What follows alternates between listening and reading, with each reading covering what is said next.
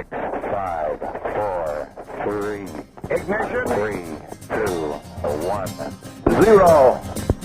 Roger. Liftoff. Liftoff. Bravo. Fox away. 7. This is your Colbycast, a weekly roundup of news from the Colbyjack.net world headquarters, flavored with a healthy dose of fiction. Push the button. Welcome to Colbycast 34 for August 3rd, 2011. Another fun week here at the Colbycast studios. I've had a mess of family commitments in the last week, so of course I'm a mile behind on my work. Let me see. We've gone through our relaunch, pruned the catalog. So if someone sent you here for These Are Mine, Death of a Shady Dame, or a Colbycast number between 1 and 23, just hit the website. Click on the link for the show you missed, and there you'll find a listing of episodes as well as a zip archive with all the content on that page in one seamless package.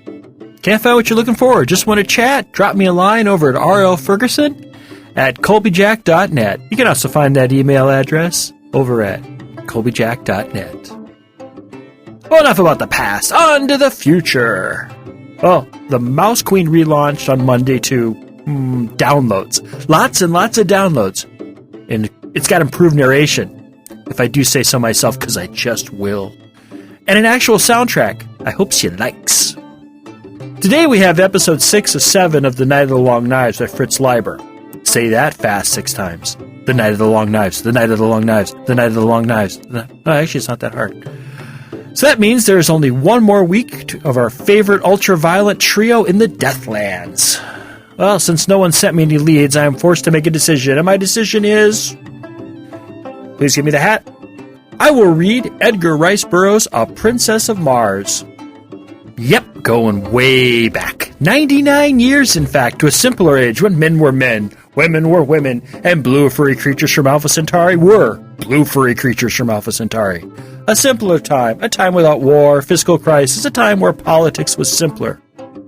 What was that? January 12th of that year was the Bread and Roses strike in Lawrence, Massachusetts.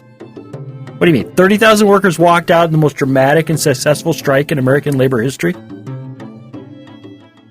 The entire staff was on salary, and they earned $9 a week for 60 hours of work. What's that in today's money? Oh, $200. The state passed a law reducing the maximum hours a week women and children could work from 56 to 54, and the owners cut their wages, so they lost 2 hours of work. They arrested women and children, causing Helen Herron Taft to get upset. You mean they pissed off the president's wife? Not a good tactic. Besides all that, it was politically tranquil, right? What? Suffragists paraded in New York demanding the vote?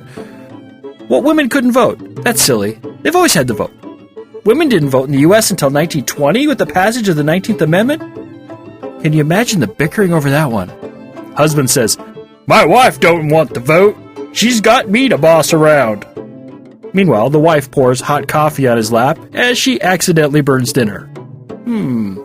Makes the whole red state, blue state thing look kind of simple.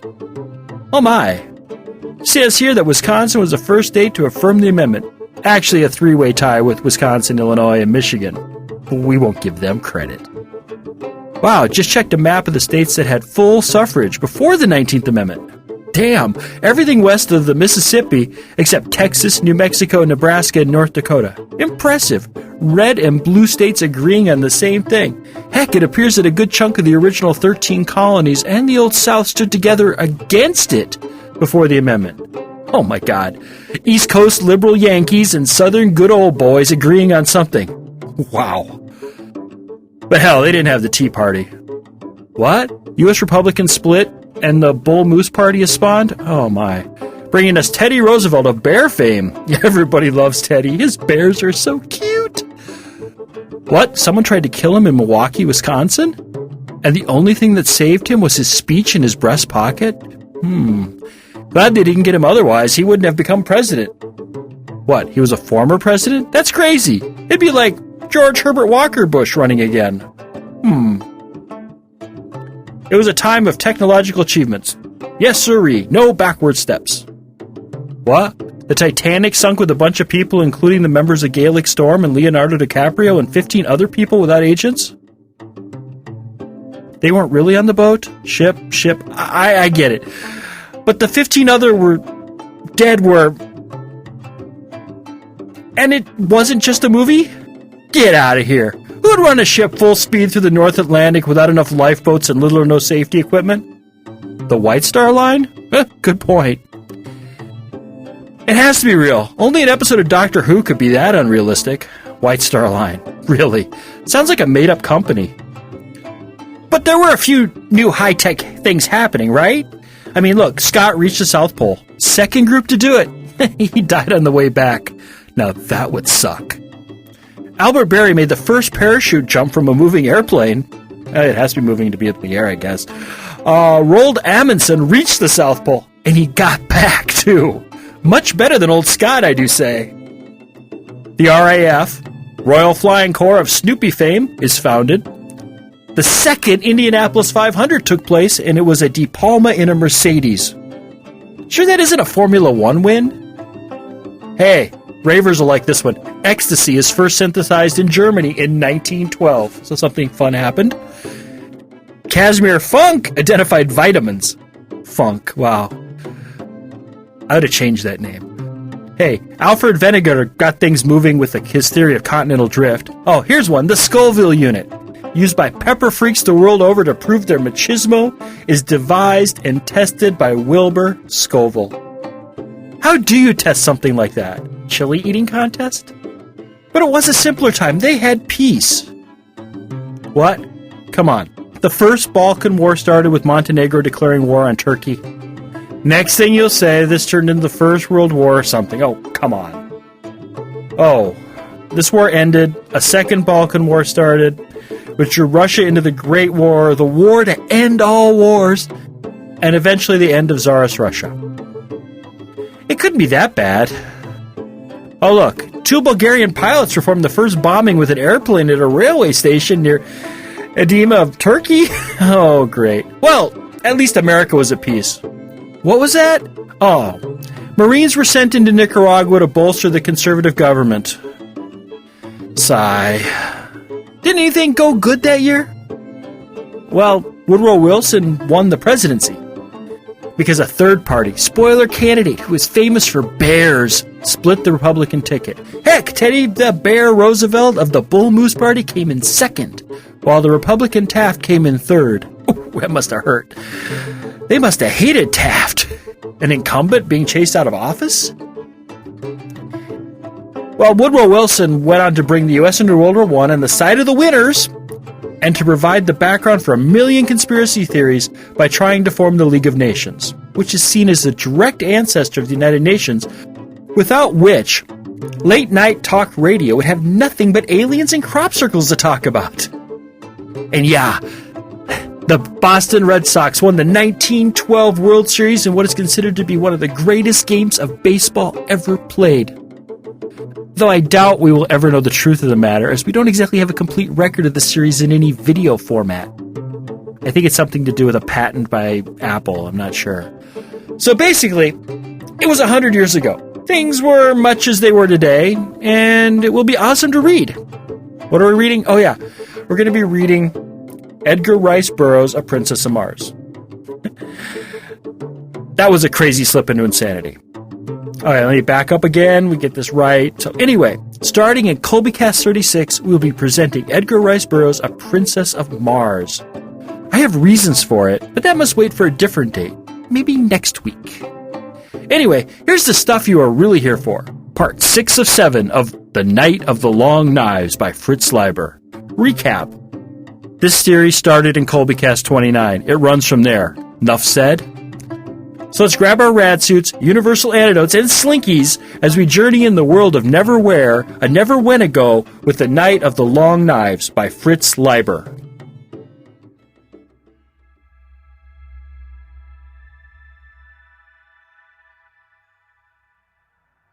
The Night of the Long Knives by Fritz Leiber. Chapter 6.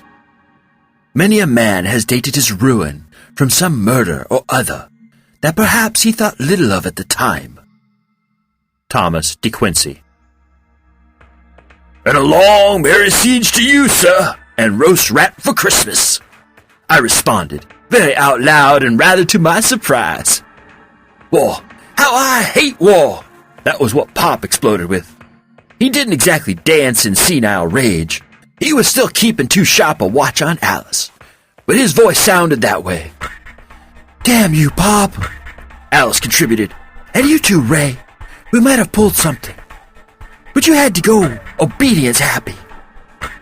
Then her anger got the better of her grammar, or maybe Pop and me was corrupting it. "Damn the both of you," she finished. It didn't make much sense, any of it.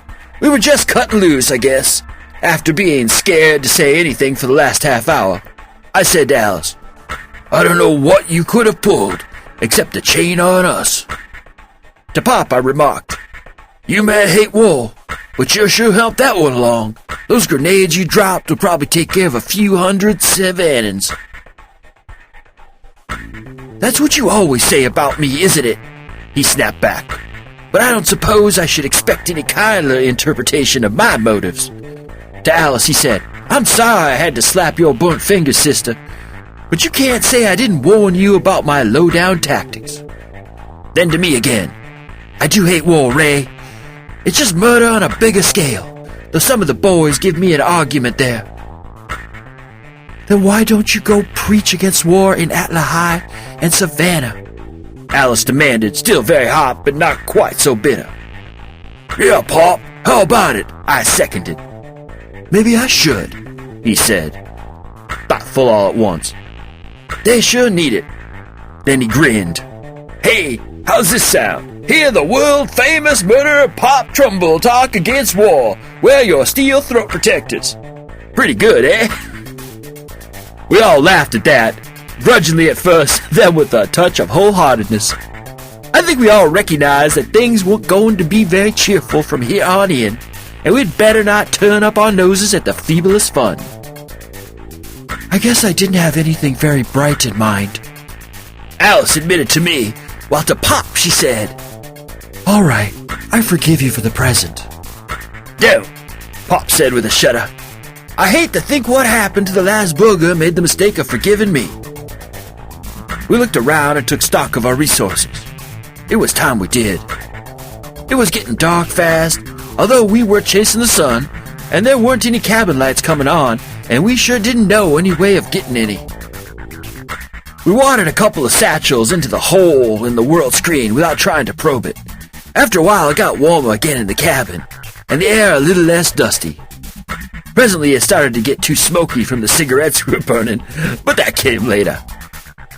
We screwed off the walls the few storage bags we hadn't inspected.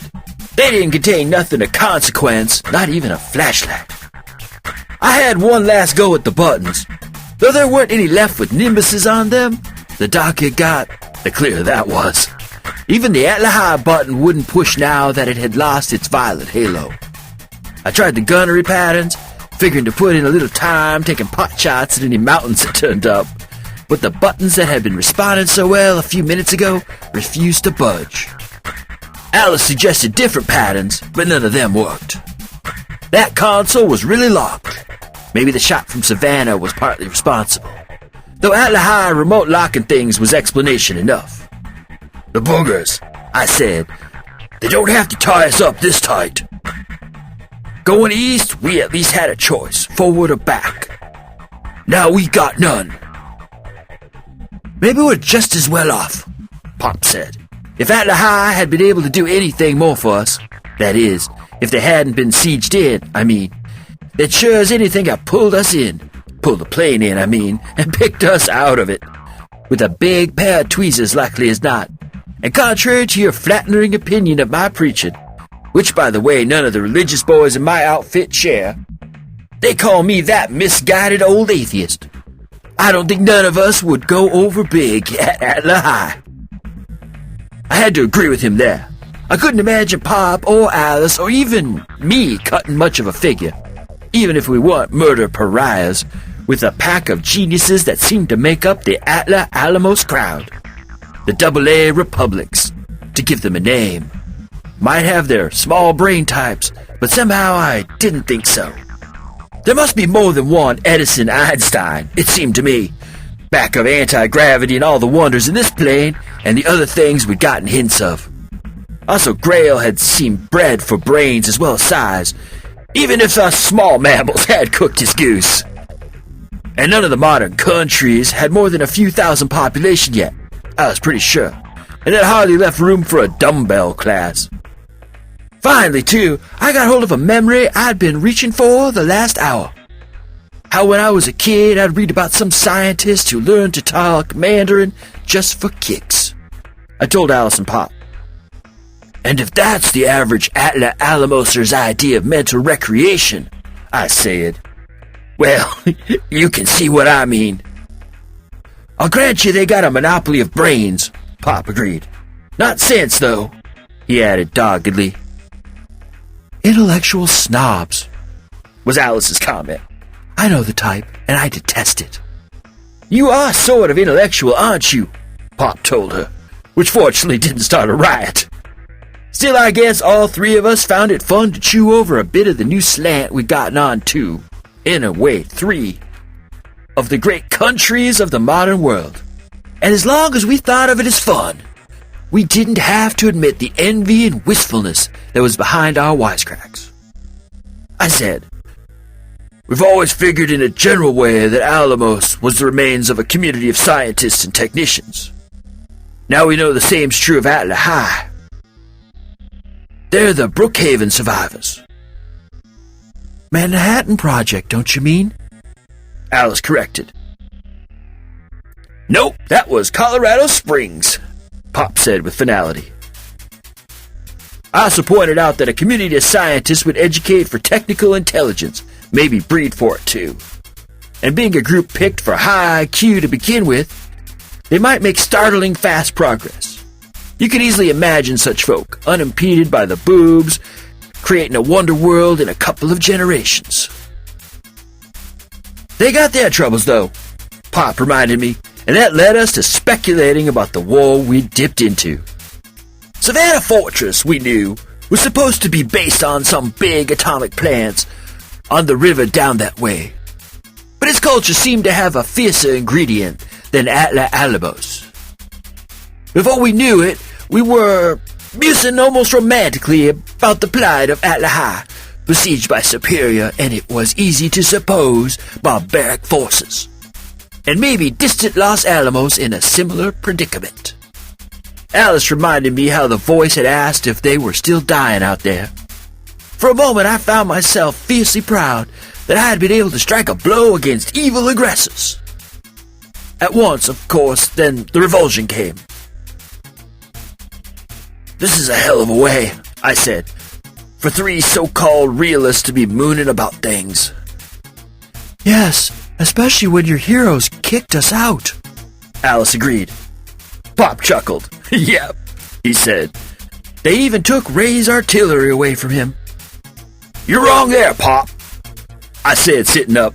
I still got one of the grenades, the one the pilot had in his fist.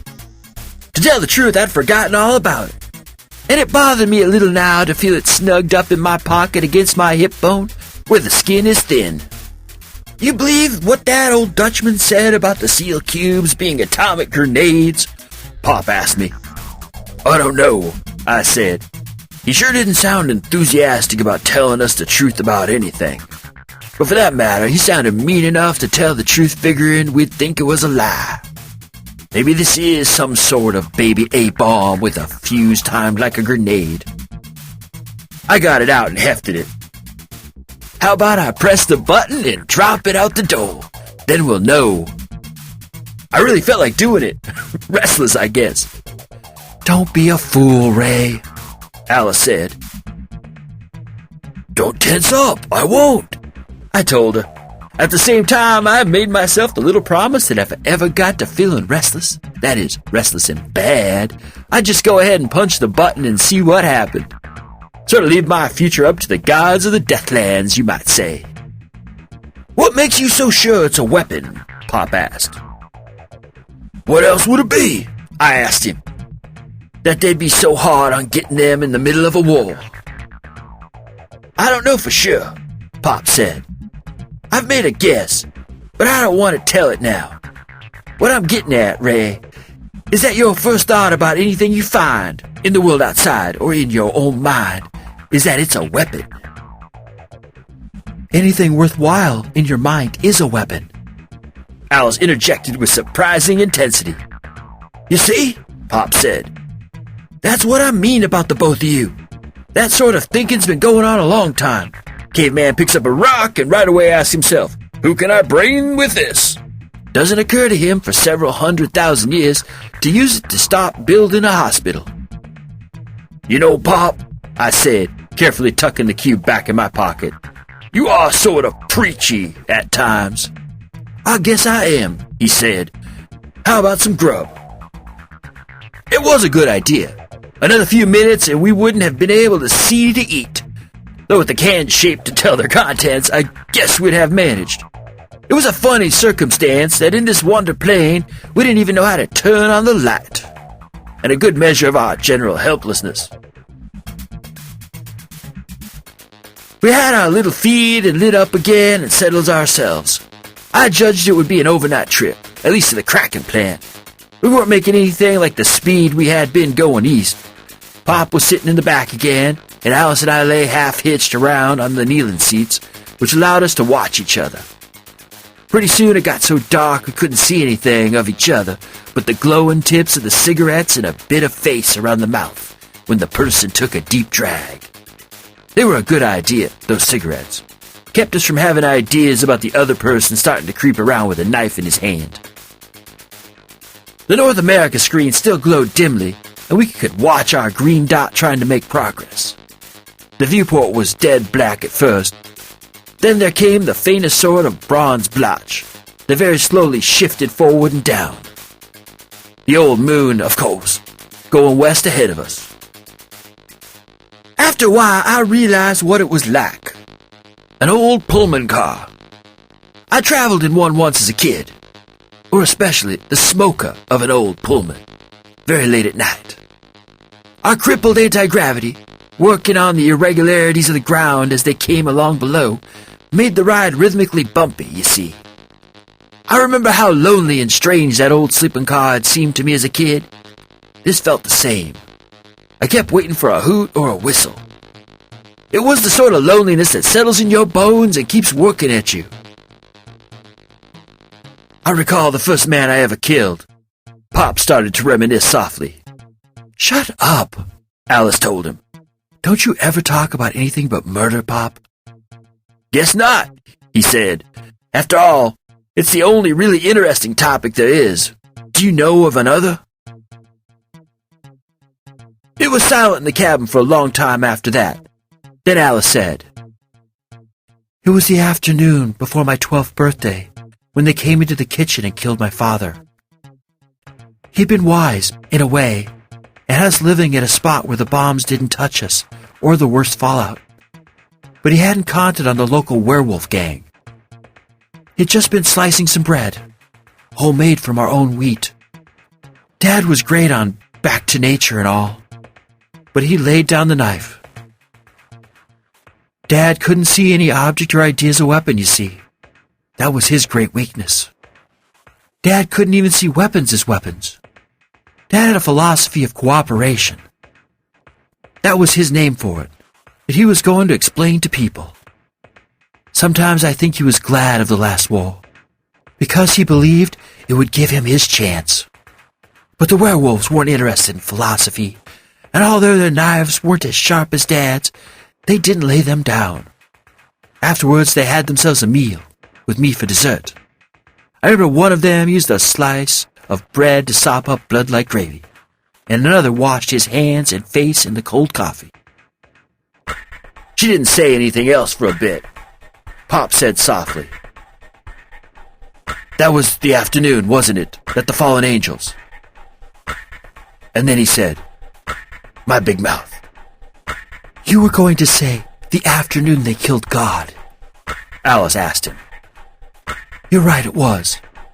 They killed God in the kitchen that afternoon. That's how I know he's dead. Afterwards, they would have killed me too. Eventually, except... Again she broke off, this time to say, "Pop, do you suppose I can have been thinking about myself as a daughter of God all these years? That's why everything seems so intense." "I don't know," Pop said. "The religious boys say we're all children of God. I don't put much stock in it, or else God sure has some lousy children. Go on with your story." "Well, they would have killed me too, except the leader took a fancy to me, and they got the idea of training me up for a were-girl, or she-wolf Deb, or whatever they called it. That was my first experience of ideas as weapons. He got an idea about me, and I used it to kill him. I had to wait 3 months for my opportunity. I got him so lazy he let me shave him. He bled to death the same way as Dad." Pop commented after a bit. "That was a chiller, all right. I had to remember to tell it to Bill. It was something killing his mother that got him started. Alice, you had about as good a justification for your first murder as any I remember hearing." "Yet," Alice said after another pause, with just a trace of the old sarcasm creeping back into her voice, "I don't suppose you think I was right to do it." "Right, wrong, who knows?" Pop said almost blusteringly. "Sure you were justified in a whole pack of ways. Anybody'd sympathize with you. A man often has fine justification for the first murder he commits. But as you must know, it's not that the first murder is always so bad in itself, as that it's apt to start you on a killing spree. Your sense of values gets shifted a tiny bit and never shifts back. But you know all that, and who am I to tell you anything? Anyway, I've killed men because I didn't like the way they spit, and may very well do it again if I don't keep watching myself and my mind ventilated." "Well, Pop," Alice said, "I didn't always have such dandy justification for my killings. Last one was a moony old physicist. He fixed me the Geiger counter I carry. A silly old geek. I don't know how he survived so long. Maybe an exile or a runaway. You know, I often attach myself to the elderly do-gooder type like my father was. Or like you, Pop." Pop nodded. "It's good to know yourself," he said. There was a third pause, and then, although I hadn't exactly been intending to, I said, "Alice had justification for her first murder. Personal justification that an ape would understand. I had no personal justification at all for mine. Yet I killed about 1 million people at a modest estimate. You see, I was the boss of the crew that took care of the hydrogen missile ticketed for Moscow. And when the ticket was finally taken up, I was the one to punch it. My finger on the firing button, I mean." I went on. "Yeah, Pop, I was one of the button pushers. There were really quite a few of us, of course. That's why I get such a laugh out of stories about being or rubbing out the one guy who pushed all the buttons." "That's so," Pop said with only mild-sounding interest. "In that case, you ought to know." We didn't get to hear right then who I ought to know because I had a fit of coughing and we realized the cigarette smoke was getting just too thick. Pop fixed the door so it was open a crack, and after a while the atmosphere got reasonably okay, though we had to put up with a low, lonely whistling sound. "Yeah," I continued, "I was the boss of the missile crew and I wore a very handsome uniform with impressive insignia. Not the bully old stripes I got on my chest now. And I was very young and handsome myself. We were all very young in that line of service. The few of the men under me were a little older, young and dedicated. I remember feeling a very deep and grim and clean responsibility. But I wonder sometimes just how deep it went or how clean it really was. I had an uncle in the war. They fought to lick fascism. Bombardier on a flying fortress or something, and once when he got drunk he told me how some days it didn't bother him at all to drop the eggs on Germany. The buildings and people down there seemed just like toys that a kid sets up to kick over, and the whole business about as naive fun as poking an anthill. I didn't even have to fly over at 7 miles what I was going to be aiming at. Only I remember sometimes getting out a map and looking at a certain large dot on it and smiling a little and softly saying, "Pow!" and then giving a little conventional shudder and folding up the map quick. Naturally, we told ourselves we'd never have to do it. Fire the thing. I mean, we joked about how after 20 years or so, we'd all be given jobs as a museum attendants of this same bomb, deactivated at last. But naturally, it didn't work out that way. There came the day when our side of the world got hit, and the orders started cascading down from Defense Coordinator Bigelow. "Bigelow?" Pop interrupted. "Not Joe Bigelow." "Joseph A., I believe," I told him, a little annoyed. "Why, he's my boy then. The one I was telling you about. The skinny runt had this horn handle. Can you beat that?" Pop sounded startlingly happy. "Him, and you'll have a lot to talk about when you get together." I wasn't so sure of that myself. In fact, my first reaction was that the opposite might be true. To be honest, I was for the first moment more than a little annoyed at Pop interrupting my story of my big grief. For it was that to me, make no mistake. Here my story had finally been teased out of me against all expectation, after decades of repression, and in spite of dozens of assorted psychological blocks. And here was Pop interrupting it for the sake of a lot of trivial organizational gossip about Joes and Bills and Georges we had never heard of and what they'd say or think. But then all of a sudden I realized that I didn't really care. That it didn't feel like a big grief anymore. That just starting to tell about it after hearing Pop and Alice tell their stories had purged it of that unnecessary weight of feeling that had made it a millstone around my neck. It seemed to me now that I could look down at Ray Baker from a considerable height, but not an angelic or contemptuously superior height, and ask myself not why he had grieved so much. That was understandable and even desirable, but why he had grieved so uselessly in such a stuffy little private hell. And it would be interesting to find out how Joseph A. Bigelow had felt. "How does it feel, Ray, to kill 1,000,000 people?" I realized that Alice had asked me the question several seconds back, and it was hanging in the air. "That's just what I've been trying to tell you," I told her, and started to explain it all over again. The words poured out of me now. I won't put them down here. It would take too long. But they were honest words as far as I knew, and they eased me. I couldn't get over it. Here were us 3 murderers, feeling a trust and understanding and sharing a communion that I wouldn't have believed possible between any 2 or 3 people in the age of the Deaders, or in any age, to tell the truth. It was against everything I knew of Deathland psychology, but it was happening just the same. Oh, our strange isolation had something to do with it, I knew, and that Pullman car memory hypnotizing my mind, and our reactions to the voices and violence of Atla Alamos. But in spite of all that, I ranked it as a wonder. I felt an inward freedom and easiness that I never would have believed possible. Pop's little disorganized organization had really got a hold of something. I couldn't deny it.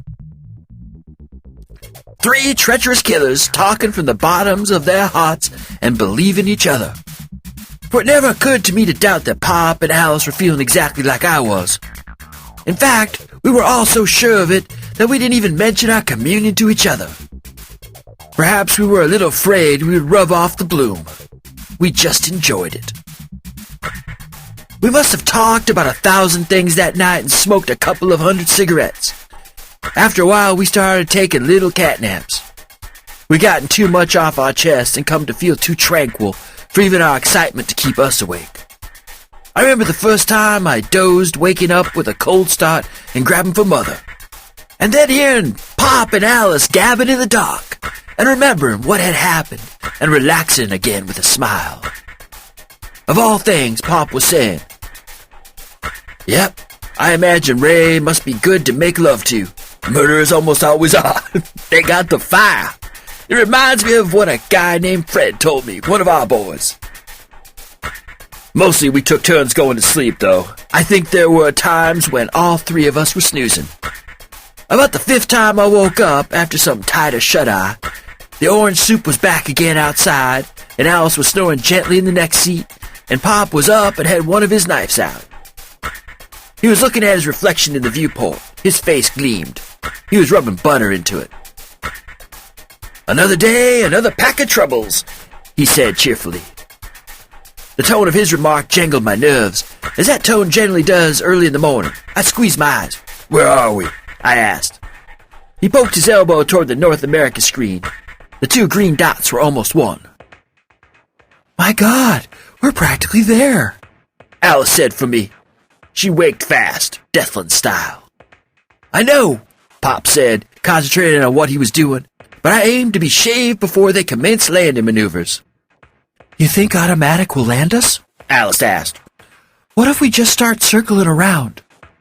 "We can figure out what to do when it happens," Pop said, whittling away at his chin. "Until then, I'm not interested. There's still a couple of bottles of coffee in the sack. I've had mine."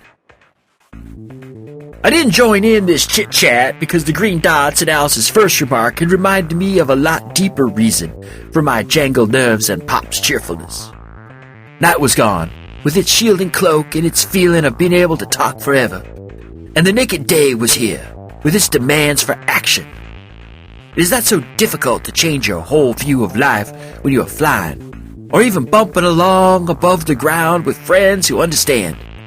But soon I knew I'd be down in the dust with something I never wanted to see again. "Coffee, Ray?" "Yeah, I guess so." I took the bottle from Alice and wondered whether my face looked as glum as hers. "They shouldn't salt butter," Pop asserted. "It makes it lousy for shaving." "It was the best butter," Alice said. "Yeah," I said. "The Dormouse, when they buttered the watch." It may be true that feeble humor is better than none. I don't know. "What are you two yakking about?" Pop demanded. "A book we both read," I told him. "Either of you writers?" Pop asked with sudden interest. "Some of the boys think we should have a book about us. I say it's too soon, but they say we might all die off or something." "Whoa, Jenny, easy does it. Gently, please." That last remark was by way of recognizing that the plane had started an authoritative turn to the left. I got a sick and cold feeling. This was it. Pop sheathed his knife and gave his face a final rub. Alice belted on her satchel. I reached for my knapsack, but I was staring through the viewport dead ahead. The haze lightened faintly 3 times. I remember the St. Elmo's fire that had flamed from the Kraken plant. "Pop," I said, almost whined to be truthful. "Why the bugger ever have to land here in the first place? He was rushing stuff they needed bad at Atla High. Why do you have to break his trip?" "That's easy," Pop said. "He was being a bad boy. At least that's my theory. He was supposed to go straight to Atla High, but there was somebody he wanted to check up on first. He stopped here to see his girlfriend. Yep, his girlfriend. She tried to warn him off. That's my explanation of the juice that flared out of the Kraken plant and interfered with his landing, though I'm sure she didn't intend to last. By the way, whatever she turned on to give him the warning must still be turned on. But Grail came on down in spite of it." Before I could assimilate that, the 7 deformed gas tanks materialized in the haze. We got the freeway at our sights and steadied and slowed and kept slowing. The plane didn't graze the Kraken plant this time, but I'd have sworn it was going to hit it head on. When I saw we weren't going to hit it, I wanted to shut my eyes, but I couldn't. The stain was black now, and the pilot's body was thicker than I remembered, bloated. But that wouldn't last long. 3 or 4 vultures were working on it.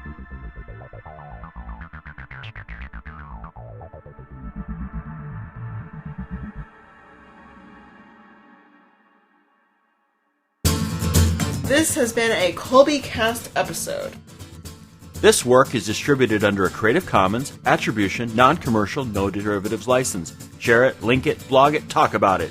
As Woody Guthrie said, This song is copyrighted in the U.S. under seal of copyright number 154085 for a period of 28 years, and anybody caught singing it without our permission will be a mighty good friend to ourn, cause we don't give a darn. Publish it, write it, sing it, swing to it, yodel it. We wrote it, that's all we wanted to do.